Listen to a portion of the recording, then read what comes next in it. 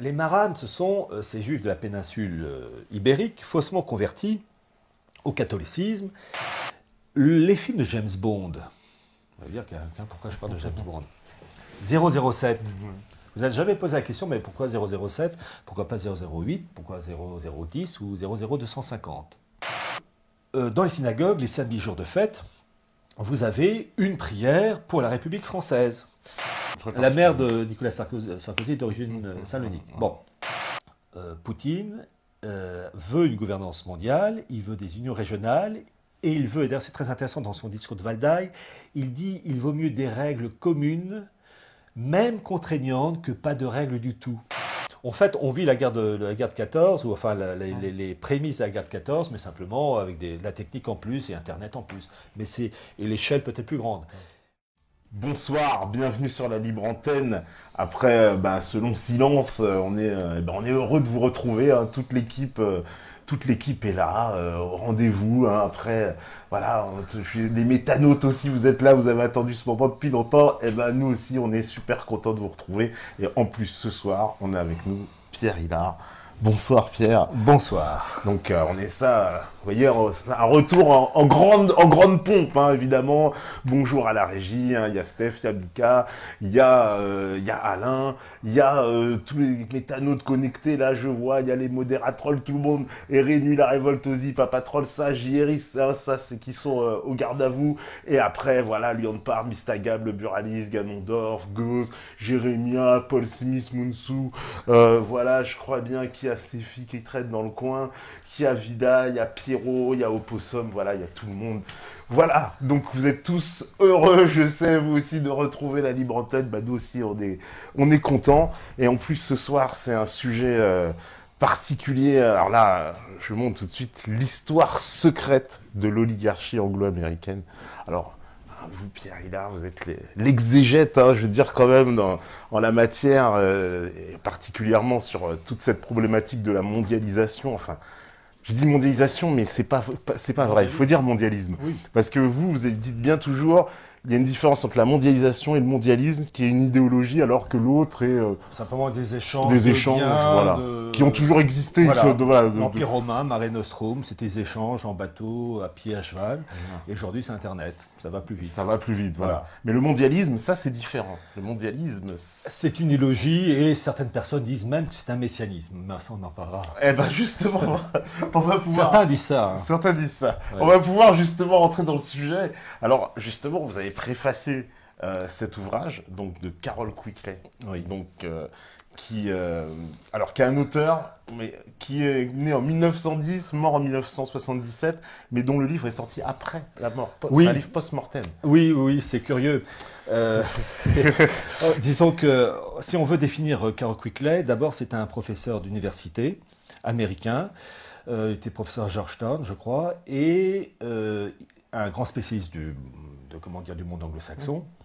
Et en particulier, il a écrit un bouquin, Anglo-American Establishment, qui est donc la traduction française, Histoire secrète de l'oligarchie anglo-américaine, qui est une étude sur les élites anglo-américaines de la fin du 19e siècle jusqu'aux années 50, en faveur de la gouvernance mondiale. Et, chose très intéressante, il a voulu que ses recherches ne paraissent qu'après sa mort. Donc il est mort en 1977 et ce bouquin est sorti la première fois en 1981 aux États-Unis, donc sous le titre à l'origine Anglo-American Establishment, et enfin en français aux éditions Retour aux sources, Histoire secrète de l'oligarchie anglo-américaine. Et c'est un livre qui appartient au sommet, vous savez, en matière de géopolitique, histoire, relations internationales, il y a toutes les gammes. Et cet ouvrage, je ne vais pas dire c'est la médaille d'or, mais en tout cas, il mérite une médaille d'or, ce livre et son auteur, parce qu'il permet de comprendre la situation actuelle. En fait, tout ce qui s'abat depuis des années sur nous, l'Union européenne, mais en fait tous les blocs continentaux, cet idéal de mondialisme, cet idéal de gouvernance mondiale, c'est pas né il y a 5 ans, 10 ans, 15 ans, ça a plusieurs générations.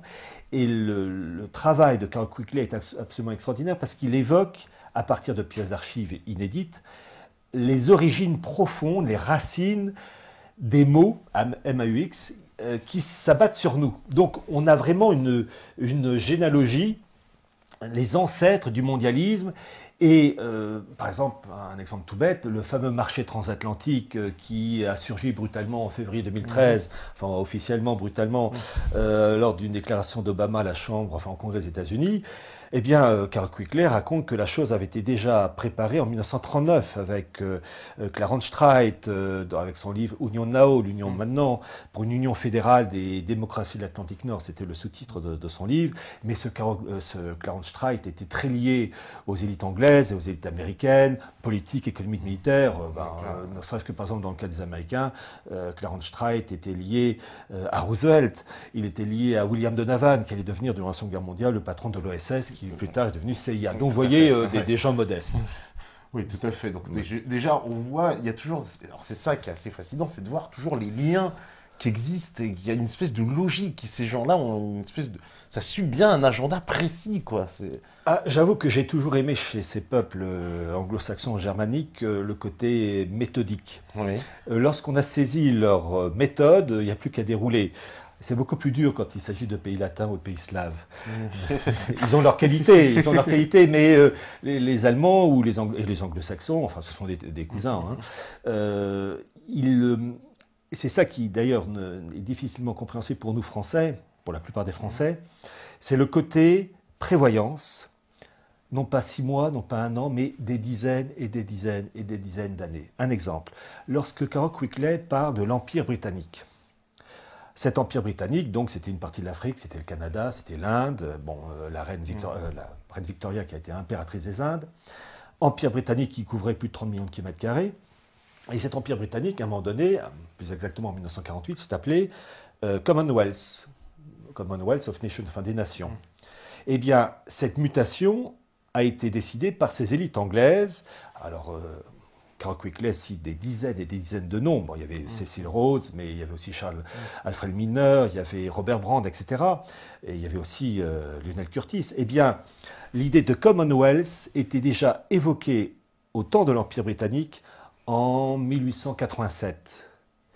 Donc, le Commonwealth est véritablement né en 1948 et il est sorti dans un livre, le mot Commonwealth of Nations, des nations, en 1916. Donc, vous voyez, ce travail est allé sur des dizaines d'années où on prépare la mutation. Alors, c'est là où Carol Quigley est très intéressant. Il dit que ce monde anglo-saxon se disputait en gros entre 2 formes de gouvernance mondiale, soit un empire britannique lié au monde américain, figure de proue de cette gouvernance mondiale, soit ce monde anglo-saxon qui littéralement disparaissait façon phénix, qui disparaissait pour renaître façon phénix, descendre, et un des meneurs, ce qui s'appelait toujours, c'est le même, Lionel Curtis, avait écrit en 1938 un ouvrage intitulé, et ça montre le côté d'ailleurs très mystique de la chose, le Commonwealth de Dieu. Oui, Commonwealth of God, c'est ce que raconte Carol Quigley. Et donc, dans son esprit à lui, il fallait une sorte de renaissance, ce monde anglo-saxon qui littéralement allait se dissoudre dans une sorte de gouvernance mondiale pour renaître avec un idéal, une étape supérieure. Et donc c'est ça que raconte Carol Quigley. Et d'ailleurs c'est très intéressant parce que Carol Quigley, s'il a eu ces pièces d'archives inédites de première main, son livre n'a jamais été attaqué, c'est parce qu'il était ami avec ces gens-là. Il était acquis à leurs idées. D'ailleurs, il le dit dans sa préface qu'il partageait leur idéal. Mais, en revanche, là où il n'était pas d'accord avec eux, c'était pour l'aspect, secret. Parce que le livre, d'ailleurs, c'est Histoire secrète de l'oligarchie anglo-américaine, parce que ces choses-là ne se faisaient pas sur la place publique. Elles se faisaient en catimini au sein d'une élite qui était en fait la haute bourgeoisie ou la haute aristocratie, donc liée par des liens familiaux, des liens professionnels, des liens d'amitié pour certains. Et Carol Quigley, partageant ses idées, a bénéficié de relais, mais il dit autant je suis pour leur idéal, moi j'aurais voulu que cela se fasse en plein jour. Et là, on peut lui reprocher quand même une forme de naïveté, parce que pour établir une gouvernance mondiale, ça ne se fait pas sur la place publique. Lui, il aurait voulu que ça se fasse de manière plus démocratique. Bon, c'est le côté naïf, le seul élément naïf que j'ai relevé dans le personnage. Mais en fait, partageant leur idéal, il a eu, donc, on lui a ouvert les portes. Et donc, il a pu obtenir des informations, mais entre autres, mais j'ai eu déjà l'occasion de le dire, c'est lui qui a, au sujet de la fameuse déclaration de Balfour, qui reconnaît donc un foyer juif en Palestine, en fait, c'est pas Balfour, Arthur James, c'est pas lui, c'est Alfred Milner. Qui était le bras droit de Cecil Rhodes, qui est mort en 1925. Et d'ailleurs, il le dit dans son bouquin que la déclaration Balfour devrait s'appeler déclaration Milner. Et comment il a pu obtenir la preuve? Eh bien, il dit tout simplement que Alfred Milner avait un secrétaire particulier qui, je crois, s'appelait Hornsby Gore, et qu'il a pu bénéficier de ces archives qui ont été présentées au Parlement britannique en 1937. Donc, il a pu puiser première source. D'accord. Non. Donc ça veut dire que déjà, voilà, on voit les liens donc, de cette oligarchie, parce que la famille royale d'Angleterre est centrale. L'Angleterre, c'est assez central dans on va dire, dans ce principe-là de oligarque. Si peu. C'est si peu. Si peu. Mais, en fait, si vraiment on veut comprendre, alors, voilà, en gros, vous parlez de la famille royale anglaise, la famille Windsor, qui a auparavant s'appelait Saxe-Cobourg. Pour vraiment comprendre l'organisation, il faut partir du général et, si je puis dire, remonter jusqu'au sommet de la pyramide, qui est un mot qui convient tout à fait pour ces gens-là. Et c'est pourquoi je me propose, pour donc nos auditeurs, qu'ils comprennent la progression des origines. Parce que, voyez-vous, ce livre, Histoire secrète de l'oligarchie anglo-américaine de Carroll Quigley, quand on l'a lu, d'abord, on est absolument fasciné par le monde, les coulisses de ce monde, parce que là, on a vraiment le monde réel. Mais quand on le referme, il y a deux questions que je me suis posées, et d'ailleurs c'est là-dessus que j'ai fait mon avant-propos qui fait à peu près 27-28 pages. La première question, c'est pourquoi l'idéal de gouvernance mondiale a-t-il été échu, dévolu au monde anglo-saxon? Pourquoi pas la France? Et pourquoi pas le monde latin, j'ai envie de dire. Pourquoi pas l'Espagne? Le monde germanique? Après tout, le monde allemand aurait pu être la figure de proue. Donc pourquoi le monde anglo-saxon? Est-ce l'effet du hasard ou y a-t-il des raisons qui ont facilité cette évolution? Et puis la deuxième chose, c'est que par exemple, Carroll Quigley évoque une des figures de proue du mondialisme anglo-saxon, qui est Cecil Rhodes, et qui était une fortune colossale, patron de la compagnie diamantaire de Beers. Et Cecil Rhodes travaillait main dans la main avec Nathan Mayer Rothschild. Et à un tel point d'ailleurs que lorsque Rhodes a rédigé son testament, la gestion de son testament était confiée à Rothschild. Alors il faut être franc aussi, il a confié ça aussi à d'autres personnes. Mais Nathan Mayer Rothschild, qui est mort en 1915, il y a un siècle de ça, a joué un très grand rôle. Et donc la deuxième question qu'on peut se poser, c'est pourquoi le monde anglo-saxon est à ce point lié au monde juif? Est-ce que c'est pour des raisons culinaires? Est-ce que c'est pour des raisons d'amitié particulière? Enfin, pourquoi? Sous l'effet du hasard, parce qu'il n'y avait personne d'autre avec qui s'entendre? Donc, ce sont les deux questions. Et évidemment, pour s'intéresser à ces faits, il faut remonter aux sources. Mais aux sources, quelquefois, aux origines profondes. Et les origines profondes, c'est quelquefois plusieurs siècles.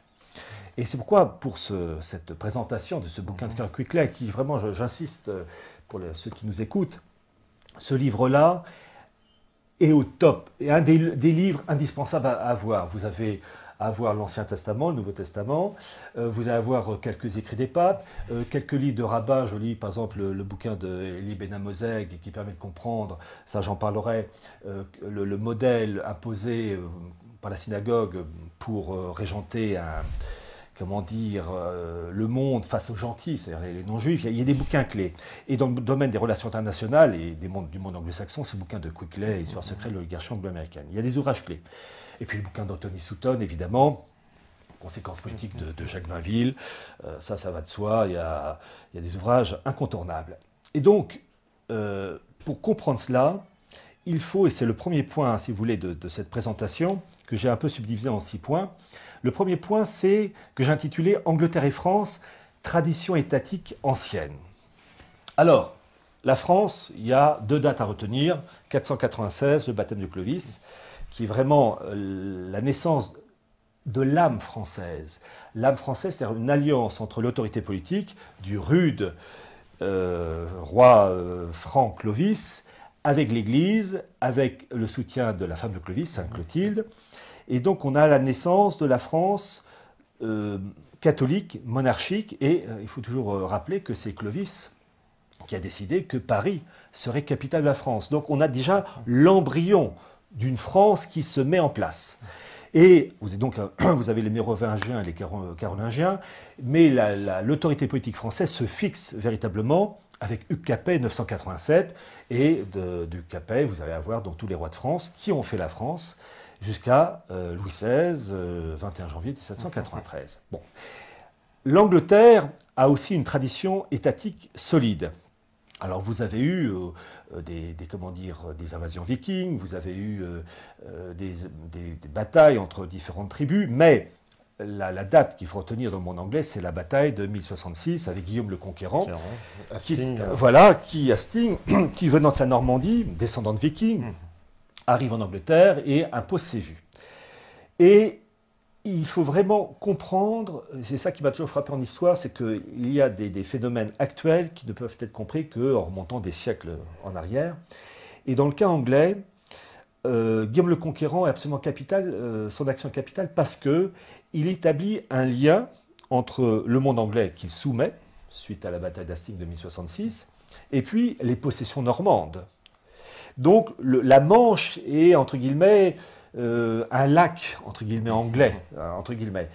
Et c'est très intéressant parce que les générations qui suivent font que ces autorités anglaises, ayant des possessions en Normandie, en raison donc de leurs origines avec Guillaume le Conquérant, eh bien ces Anglais, l'autorité royale anglaise, va peu à peu établir le contrôle de territoire dans tout l'ouest de la France, de la Normandie, territoire à l'origine donc de Guillaume le Conquérant, jusqu'à l'Aquitaine. En fait, vous avez une diagonale de la Normandie jusqu'à l'Aquitaine, et c'est l'Empire Plantagenet. Alors cet empire, en plus, avait pris, c'était musclé, si je puis dire, grâce au mariage d'un roi d'Angleterre avec Aliénor d'Aquitaine, qui a fait basculer beaucoup de territoires donc dans la couronne britannique. Et en fait, quand on voit cet empire Plantagenet, ce qu'il faut dire, ce sont les premières colonies anglaises. Ce sont les premières colonies anglaises gérées par Londres, donc avec des revenus pour toute la noblesse anglaise. Et c'est très important pour la suite. Pourquoi? Parce que nous arrivons au début du XIIIe siècle. Et là, vous avez donc le monde anglais qui contrôle tout l'ouest de la France, la Normandie jusqu'à l'Aquitaine, et vous avez le monde germanique avec Othon IV du Saint-Empire romain germanique. Et vous avez une alliance entre le monde anglais, Jean sans Terre, et Othon IV, pour avoir la peau du roi de France, Philippe Auguste. Parce que finalement, le royaume de France était une grande île de France, jusqu'à Orléans, enfin en gros, c'est ça. Et ce territoire français est pris en tenaille entre l'ouest plantagenet, dirigé par les Anglais, contrôlé par les Anglais, et l'est, contrôlé par le monde germanique. Et les Anglo-Allemands, vieille tradition, veulent avoir la peau du roi de France et se partager les dépouilles du royaume de France. Et finalement, les choses se répètent, puisque actuellement nous sommes dans la même situation, mais à une échelle planétaire où la France est en train d'être concassée façon noix dans le maelstrom mondialiste. Mais ils n'auront pas le dernier mot. Mais enfin bon. On revient au XIIIe siècle et vous avez la fameuse bataille de Bouvines du 27 juillet 1214, c'est absolument capital. Si les Anglo-Allemands gagnent, le royaume de France est dépecé, on n'en parle plus et on ne parlerait pas français. Et c'est Philippe Auguste qui gagne. Les conséquences sont colossales. Colossales parce que d'abord, du côté français, c'est véritablement, on peut dire, la naissance d'un patriotisme français. Parce que Philippe Auguste a le soutien des paysans français qui, pour la plupart, ne parlaient pas français, parlaient un dialecte ou le patois, mais qui, en gros, ont répondu d'abord à l'appel du roi et ensuite se sentaient français, avec évidemment le concept du Moyen-Âge, du XIIIe siècle, qu'il ne faut peut-être pas voir, sûrement pas voir avec notre mentalité actuelle. Mais ils se sentaient français. Et en gros, les Anglais et les Allemands, c'est pas de gens de chez nous, ça doit dégager. Bon, donc il y a une alliance entre le peuple et le roi de France qui resserre et accélère donc l'unité nationale. Côté germanique, Othon IV va être destitué, donc une pagaille au sein du Saint-Empire romain germanique. Mais côté anglais, et vous allez voir les conséquences colossales, côté anglais, eh bien, la défaite de Bouvines entraîne la perte de tous les territoires plantagenets, l'ouest de la France. Tous les territoires sauf l'Aquitaine. qui va rester encore territoire anglais jusqu'au XVe siècle, et puis les îles anglo-normandes, qui, elles, sont toujours restées... c'est l'héritage de ça encore. Oui, c'est le reliquat. Il faudra un jour les récupérer, quand même. C'est à nous. Enfin, bon, bref.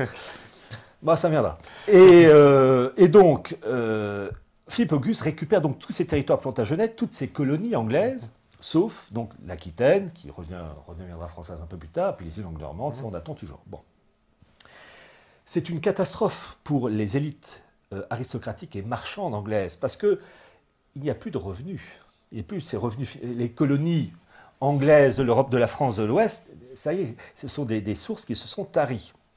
Et donc, lorsque Jean Santerre revient, l'élite anglaise, les barons anglais et marchands anglais, eh bien, sont foudrage. Ils sont foudrage et ils vont se révolter un an plus tard, en 1215, juin 1215, et ils vont imposer à Jean Santerre ce qu'on appelait la Magna Carta, la Grande Charte, qui est un document capital dans l'histoire anglaise, puisque vous avez une élite financière et sociale qui impose ses vues à l'autorité étatique.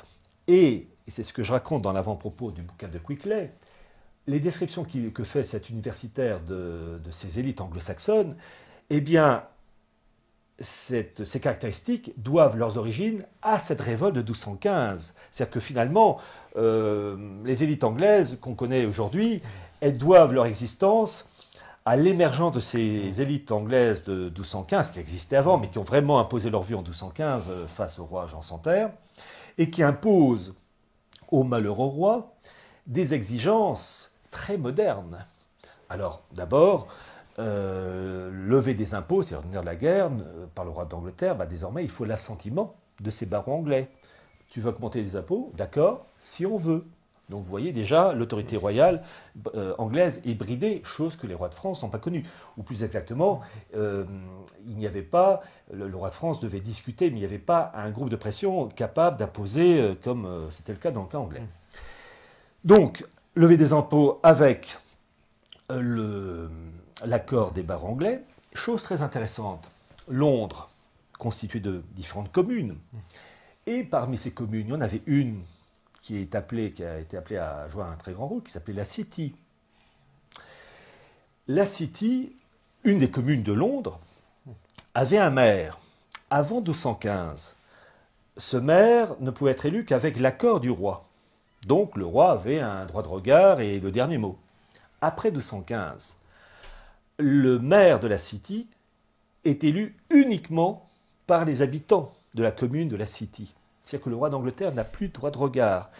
Vu que la City est composée de marchands, eh bien ces marchands vont élire en priorité quelqu'un qui défend leurs intérêts. Et donc le maire de la City, qui joue toujours un très grand rôle aujourd'hui d'Angleterre du XXIe siècle, je rappelle que le véritable maire de Londres, c'est pas le maire, vous savez, l'homme blond, j'ai plus son nom en tête, mais c'est le maire de la City. La reine d'Angleterre doit demander l'autorisation pour aller dans la City. On ne le sait pas, mais ça remonte à cela.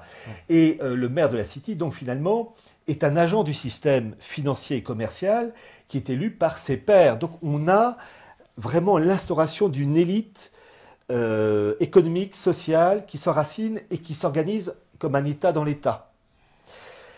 Donc vraiment, cette bataille de Bouvines a des conséquences immenses. Et chose très intéressante, c'est que ces barons anglais, dans cette Magna Carta, Grande Charte, impose la liberté de commerce. Une sorte de liberté de commerce sans frontières, c'est libre-échange avant l'heure. Et je vous rappelle, nous sommes au XIIIe siècle, début du XIIIe siècle, quand même le siècle du catholicisme et de l'apogée du catholicisme en Europe, et avec Saint-Louis qui en est l'exemple le plus grand, c'est que ces barons anglais demandent la liberté de commerce, ils demandent que tous les commerçants, qu'ils soient anglais ou étrangers, puissent commercer sans problème, et, cerise sur le gâteau, et c'est ce que raconte Jacques Attali dans son livre « Les Juifs, le monde et l'argent », les Juifs compris. Alors que le XIIIe siècle est le siècle par excellence catholique, et que le monde juif n'est pas, est quand même largement soumis à l'autorité spirituelle et temporelle des pays, déjà, cette élite anglaise accepte que des commerçants juifs puissent commercer sans problème. C'est une révolution au XIIIe siècle. Bon. Mais et là il faut vraiment que nos auditeurs enregistrent cette date, cette liberté accordée aux marchands juifs, phénomène unique dans cette Europe du début du XIIIe siècle, eh bien cette chose va être temporaire, enfin elle dure quelques dizaines d'années, puisque le roi d'Angleterre, Édouard Ier, en 1290, agacé du comportement de ces juifs qui jouent un rôle important, eh bien Édouard Ier les flanque tous à la porte. 1290, l'Angleterre est vide de juifs. Il n'y en a plus. Et vraiment, c'est une date à retenir parce que vous allez comprendre les répercussions, entre autres au XVIe siècle, avec un certain Oliver Cromwell. Et donc là, j'ai terminé pour le premier point. C'est-à-dire que les juifs, en plus, s'exilent, quoi, on va dire. Voilà, ils se réfugient partout. Ils se réfugient un peu partout. En gros, dans tous les pays européens. D'accord. Voilà. Alors, le deuxième point que je vais aborder, et vous allez voir, c'est finalement un immense puzzle. Il faut d'abord définir une pièce, puis une autre pièce, puis à un moment donné, ça s'emboîte et on a le paysage. Bon. Le deuxième point que je vais aborder, et que je traite donc dans l'avant-propos, qui est un point largement méconnu, c'est ce qu'on appelle les maranes. Les maranes, ce sont ces juifs de la péninsule ibérique, faussement convertis au catholicisme.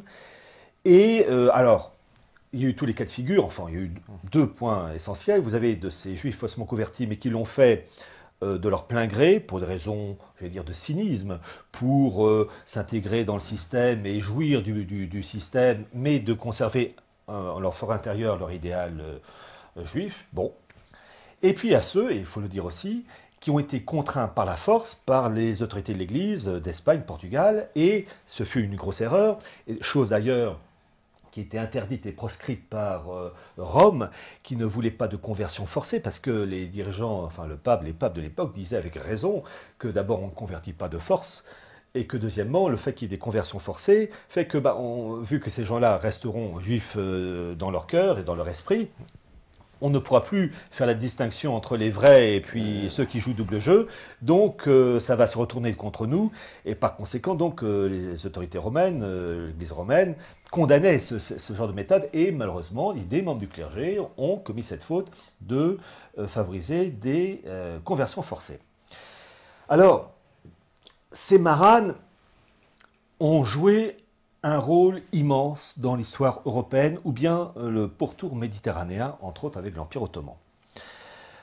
Et pour cela, je me suis appuyé sur un ouvrage d'un universitaire anglais qui s'appelait, il est mort en 1970, qui s'appelait Cecil Rhodes, R-O-T-H, qui était professeur pendant 25 ans à l'université d'Oxford, et il écrit un livre passionnant, L'histoire des maranes. Et je crois que la dernière édition date de 1957-58, donc en plus... il a mûri, il a essayé de bonifier et son livre est absolument remarquable. Donc, je me suis appuyé là-dessus. Les maranes, beaucoup de juifs et certains maranes ont été expulsés d'Espagne en 1492. C'est le décret l'Alhambra, Isabelle la catholique. Bon. Et ils se sont réfugiés dans beaucoup de pays européens, mais aussi au sein de l'Empire ottoman. Oui, parce qu'ils ont été accueillis par Soliman le Magnifique, exact, qui les a accueillis, voilà. Paraît-il même qu'on parle encore le ladino, une dérivée d'une langue hispanique à Istanbul. Hein. Exact, exact. Alors, c'est ça qui est très intéressant, c'est de voir l'impact de ces gens dans l'histoire de leur pays d'accueil ou l'histoire du monde. Alors, je ne vais pas citer tous les exemples que donne Cecil Rhodes, mais je vais citer un premier cas. Et je préviens d'avance les auditeurs, je n'invente rien, je ne fais que citer le nom d'un marane qui a quitté l'Espagne, qui s'est réfugié l'Empire ottoman au service de Soliman le Magnifique et de son fils Selim II, je crois que c'est ça, le 2, qui est né en 1524, qui est mort en 1579, qui était la tête d'un empire colossal, enfin d'un empire commercial énorme, une puissance financière colossale, et il a été le bras droit. Et certains même ont dit le vrai patron de l'Empire ottoman, c'était pas Soliman le Magnifique. Bon, en tout cas, il a joué un très grand rôle. Ce marane redevenu juif et donc au service de Soliman le Magnifique s'appelait, je n'invente pas, il s'appelait Joseph Nazi. Ils vont croire que c'est une blague. C'est pas une blague. C'est pas une blague. Hein, c'est pas une blague, c'est c'est comme ça. Et il a été même fait duc, il a été fait duc de Knaxos. Moi, je n'ai fait que reprendre le livre de Cécile Rhodes. Et d'ailleurs, je tiens à le dire pour les auditeurs, c'est que tout ce que je raconte, et c'est ma règle d'or, c'est de toujours me référencer, de m'appuyer sur des documents officiels. Évidemment, l'erreur est humaine, la distraction peut arriver à tout le monde, mais par amour de la vérité, du monde réel, et j'aime le réel, l'idéologie, pour moi, c'est pas mon truc. Eh bien, bon, bah, c'est Joseph Nazi, bah, que vous voulez. Ça ne s'invente pas. Il y a tous les noms possibles et inimaginables. Donc, duc de Knaxos. Il était donc à la tête d'un empire commercial et il va jouer un rôle absolument colossal. Pourquoi? Il quitte l'Espagne catholique. Il va travailler donc au service du monde turc. Le monde turc, donc, c'est l'Empire ottoman qui couvre une bonne partie de la péninsule arabique.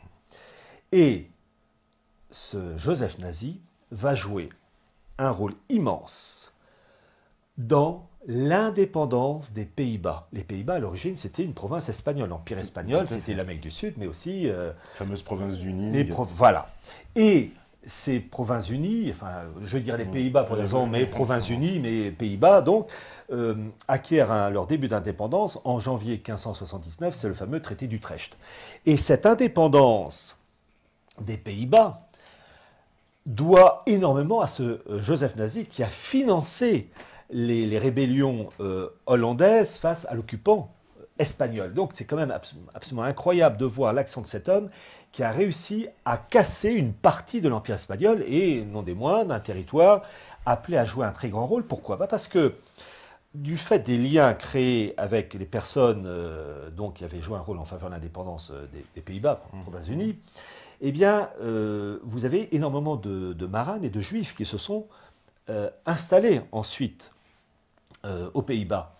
Et les Pays-Bas vont devenir, au XVIe, enfin surtout XVIIe siècle, la grande puissance financière. La City et Wall Street réunies à un tel point d'ailleurs que les Pays-Bas de l'époque, au XVIIe siècle, étaient appelés la Jérusalem hollandaise. Donc pour vous dire qu'il y avait ce qu'on appelait un grand fief du maranisme, les Maranes ayant fui la péninsule ibérique, ont trouvé refuge dans un pays, certes protestant, là aussi je vais devoir parler du protestantisme, qui est un christianisme judaïsé, mais ça on va l'expliquer pour éviter de choquer. Mais ils l'ont fait d'autant plus que les Pays-Bas, ayant bénéficié de l'indépendance grâce au soutien de Juifs, il y avait un territoire d'accueil, de communion de pensée et des relais. Une forme de tolérance qui n'existait pas d'ailleurs dans le reste de l'Europe, c'est ça? Oui, alors, vous savez, le mot tolérance, il faut l'utiliser avec prudence parce que ces pays-là vous parlent toujours de tolérance, mais pas pour les catholiques, parce que être catholique dans les pays protestants, c'était... il n'y en avait pas. D'accord. Vous savez, être catholique en Angleterre au XIXe siècle, c'était... Je crois encore aujourd'hui, pour devenir roi ou reine d'Angleterre, il faut être protestant, on ne peut pas être catholique. On peut pas être catholique. Voilà. Bon, quoique maintenant, depuis Vatican II, on peut l'être, hein, c'est plus un problème, vu que c'est du protestantisme déguisé. Bon, bref.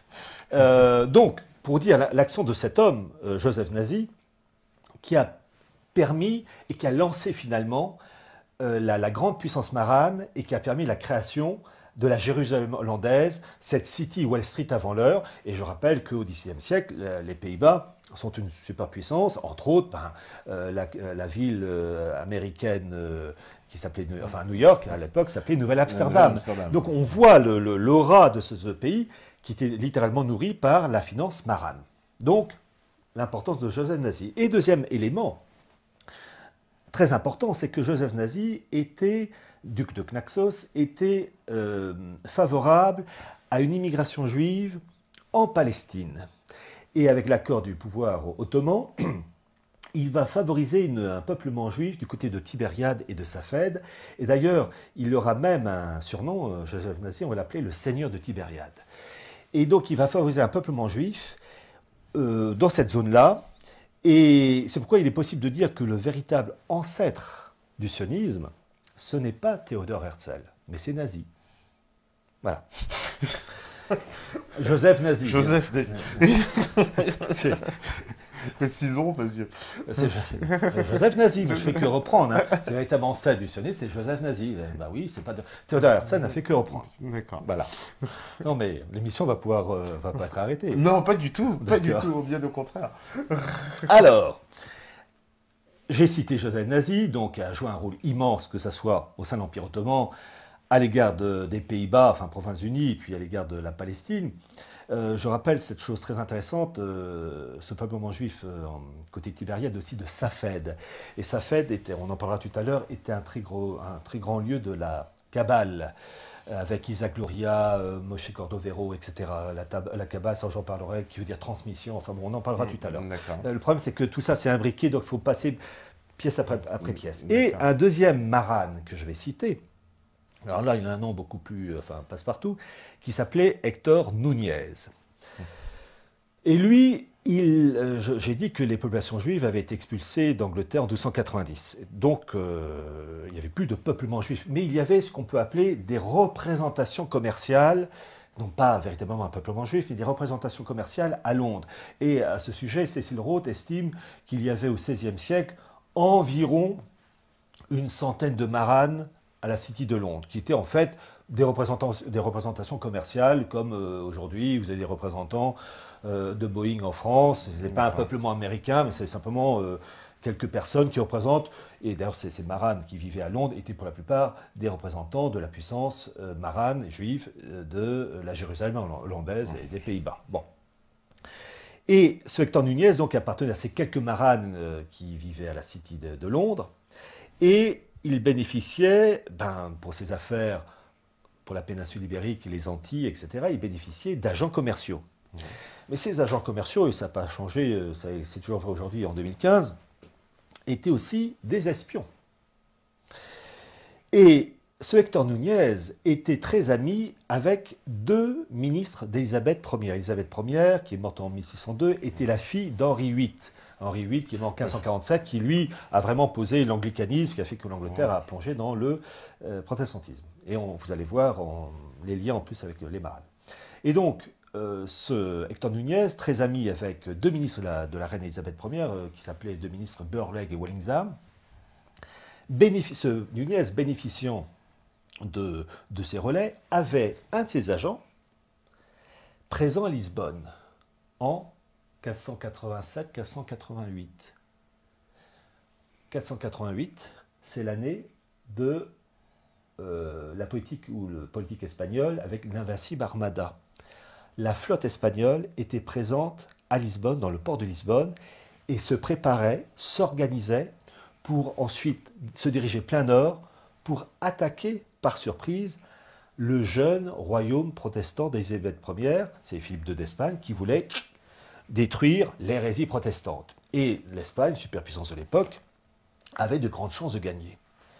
Ce représentant commercial à Lisbonne, travaillant pour Hector Núñez, avec les moyens de l'époque, la monétisation de l'époque, c'est-à-dire les relais de chevaux, fait remonter l'information à travers toute l'Espagne, toute la France, bateau pour traverser la Manche, à nouveau à cheval pour arriver jusqu'à Londres, prévenir Hector Núñez, qui prévient les deux ministres anglais, Burleigh et Walsingham, pour leur dire « la flotte espagnole se prépare pour vous attaquer par surprise », ce qui a permis aux Anglais, qui ne s'y attendaient pas, de s'organiser à temps pour accueillir, si je puis dire, l'invincible Armada. Alors il faut être franc aussi, en 1588, il y a eu aussi une tempête qui a joué un rôle en défaveur de la flotte espagnole. Mais les Anglais, en dehors de cette tempête, avaient quand même eu la possibilité de s'organiser pour parer le coup, parce qu'ils ont été prévenus à temps. Grâce à qui? Aux maranes. Ah, vous pensez bien qu'après cela, les maranes étaient très bien vus de la part des autorités politiques et financières anglaises, parce qu'ils se rendaient compte, en plus des acquis économiques, ils avaient aussi affaire à des espions. Et donc, pour l'Angleterre, ces maranes, qui en fait étaient très présents aux Pays-Bas, eh bien, commençaient à peser très lourd d'un point de vue positif pour les autorités anglaises. Donc vraiment, on voit peu à peu une alliance qui va se dessiner entre le monde anglais et le monde marane juif, parce qu'ils se rendent compte, les Anglais, que ces maranes pèsent très lourd d'un point de vue économique, financier, et puis ce sont des espions. Donc ça ouvre la porte. Presque des Saiyans avant l'heure. Les mots changent, les méthodes. Voilà. Alors, ça, c'est le deuxième point que je voulais voir. Et le troisième point, il y en a 6. Le troisième point que je veux traiter pour expliquer le bouquin, donc l'histoire secrète de l'oligarchie anglo-américaine de Carroll Quigley, les raisons profondes qui expliquent donc la gouvernance mondiale actuelle, c'est, j'ai dit que le XIIIe siècle était en Europe, siècle du catholicisme, l'apogée. L'apogée du catholicisme. Et puis vous avez le XVIe siècle, la Renaissance, le protestantisme, avec l'apologie de l'homme qui s'émancipe, enfin officiellement s'émancipe. Et pourquoi il y a eu cette bascule? Pourquoi le monde catholique a régressé d'un point de vue religieux et d'un point de vue politique? Alors évidemment, cette bascule, elle ne s'est pas faite comme ça, il y a des raisons profondes. Et lorsqu'on s'intéresse aux faits, il faut voir les causes. Et en particulier, ce qui est très intéressant, l'ancien de Lassier en parle, entre autres, dans son livre La Conjuration antichrétienne, il est très intéressant de voir qu'au XIIIe et XIVe siècle, vous avez des débats et des échanges intellectuels très profonds entre les élites juives, je cite par exemple Johann Alemanno ou bien Elie del Medigo, des élites juives avec des humanistes, Pétrarque, Marcille Ficin, Pic de la Mirandole, Reuchlin. Et ces humanistes, peu à peu, sont, j'allais dire par capillarité, imprégnés de l'idéal juif talmudique. Ça, le Talmud, je vais en parler tout à l'heure. Qui est finalement la remise en cause progressive d'un monde catholique enraciné d'un point de vue spirituel et temporel et qui fait l'Europe du XIIe, XIIIe, XIVe siècle. Et ces éléments-là vont favoriser la bascule en faveur de la promotion de l'homme qui s'émancipe de l'autorité, de Rome en particulier, favorable donc à la Renaissance et au protestantisme. Et en fait, c'est les deux éléments qui naissent de ces échanges entre intellectuels juifs et humanistes.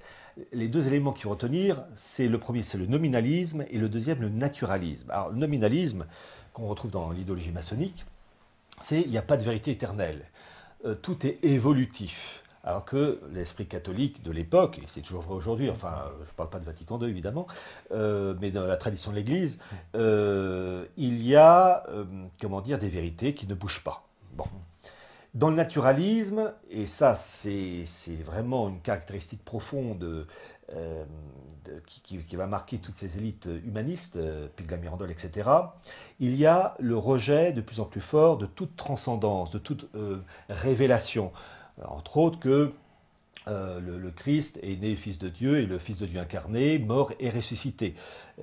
Et qu'on peut voir d'ailleurs d'une manière magnifique avec comment dire, le Saint-Suaire, qui est véritablement un objet non pas de vénération mais d'adoration, puisqu'on a vraiment la preuve absolue, quoi qu'en dise l'autorité de Vatican II, qu'on a la résurrection du Christ.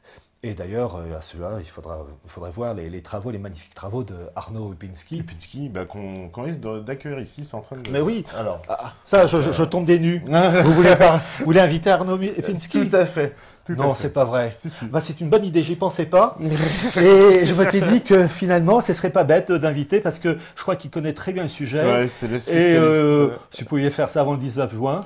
Eh ben, on va tout tenter en tout cas. D'accord. Alors, je disais ça comme ça, je continue. Donc, en fait, le doute qui s'immisce au sein des intellectuels européens, je dis Pétrarque et compagnie, c'est un doute typiquement juif qui peu à peu fissure le monde catholique et ses certitudes, donc nominalisme et naturalisme. Et une chose qui est très intéressante, c'est que le monde catholique de l'époque, la tradition catholique, qui elle, ne bouge pas au cours des siècles, mais à l'époque, a une vision, enfin en tout cas un concept qui dit que l'homme est de passage sur Terre et il doit sauver son âme, gagner son ciel.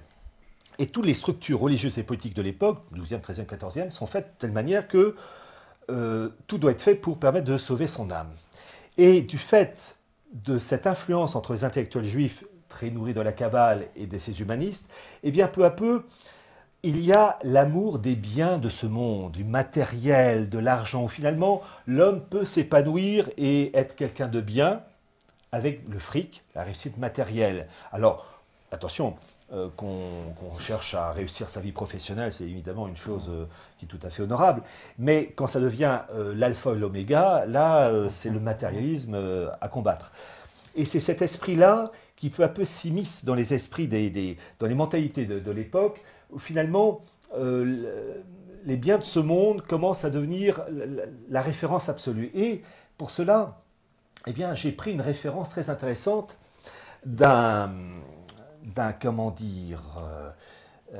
auteur qui s'appelle Jacques Attali et qui dit ceci dans son livre Les Juifs, le monde et l'argent, page 124.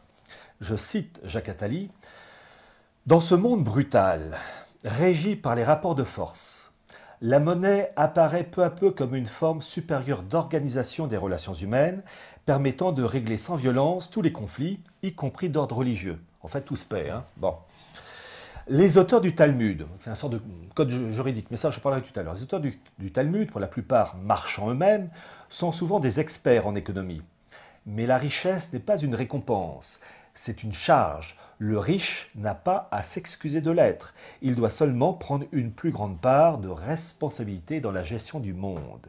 C'est très moderne, enfin très moderne, enfin avec des guillemets. C'est-à-dire qu'en fait, ces élites juives animées de l'esprit de la Kabbale, etc., vont insuffler au sein des élites européennes, et donc je citais Pétrarque et compagnie, et Pygmalion, le fait que l'idéal de jouissance matérielle doit prendre le dessus et qu'on a des responsabilités.